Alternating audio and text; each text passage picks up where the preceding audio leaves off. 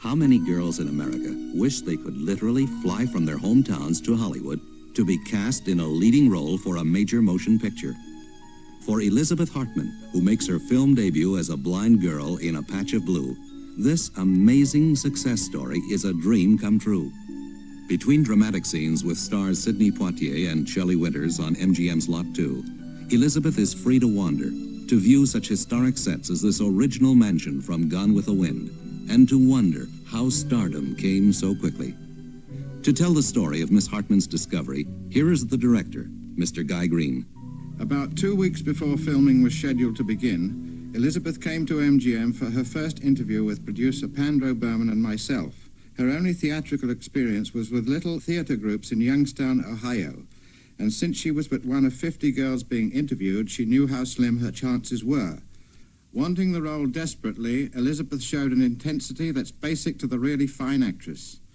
This and her charm decided us to give her a screen test the very next day.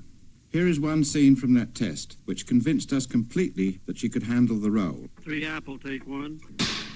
Speed. Action. Are they red? Yes. I don't think they are red. The roses are white. They must be beautiful. Why did you say they were red? I'm sorry, I was wrong. I thought you wanted them to be red. You were being kind. Don't ever tell me anything not true about feelings, thoughts, or the color of things. Isn't it cruel to be kind sometimes? Sometimes very cruel, and sometimes it's kind to be cruel. That I don't hold with. That I don't like. Promise you won't be kind to me. At least not today. All right, cut. That was fine, Elizabeth. Now, that's the end of the acting test, and I want to do a personality test. So if you'll go and change into your own clothes, I'll just talk to you in front of the camera, okay? Okay, fine. All right, George, the next setup is a long shot of the girl. Our only other concern was whether Elizabeth could project her qualities onto motion picture film. Here is a scene from her personality test, and you can judge the outcome for yourself. What kind of clothes do you like? I like very tasteful clothes that can be worn for a number of years. I don't like fads of any kind. For a number of years, eh? Yes. Now, where are you going from here, when you leave here? Well, I'll go back home to Youngstown, Ohio. I don't know where that is. Where is it? It's in the... Well, the only way I know how to tell you where it is, it's between Cleveland and Pittsburgh, right in the middle. In the middle of America? No, it's not in the middle of America. What's it in the middle of? It's in the middle of...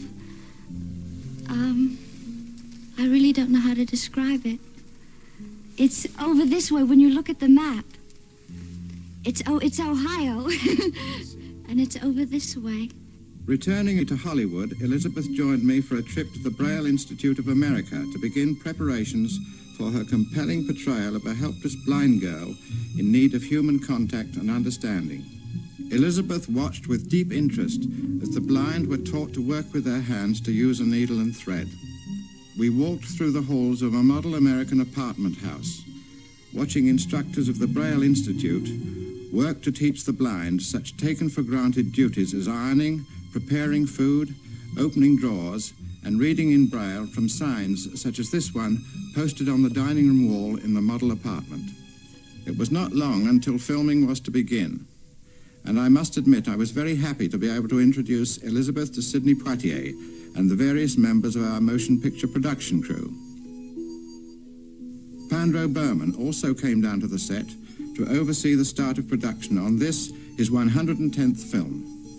Our first scene of the day was the one in which Sidney teaches the young blind girl how to use a telephone. And while I began to bring the camera into position, Sidney and Elizabeth went to work on their dialogue.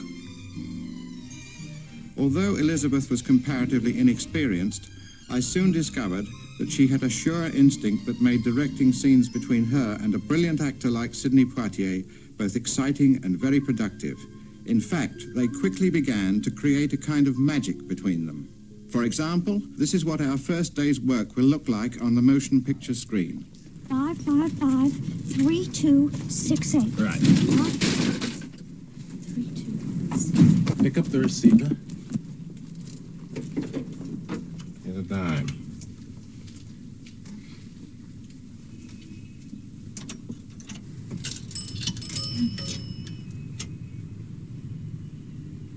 this one? Mm-hmm. That's the one.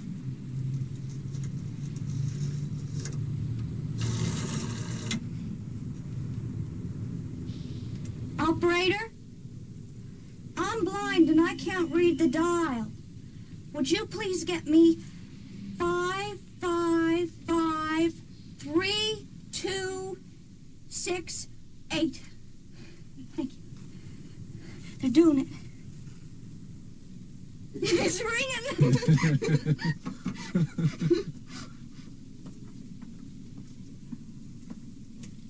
Number doesn't answer.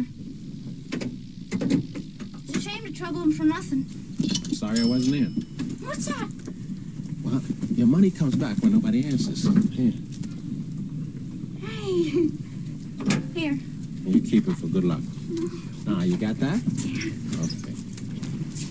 All right, cut. With the scene completed, the cast and crew gather around Director Green for a photo, a souvenir to remind Elizabeth Hartman of the lucky chain of events that brought her motion picture stardom in A Patch of Blue.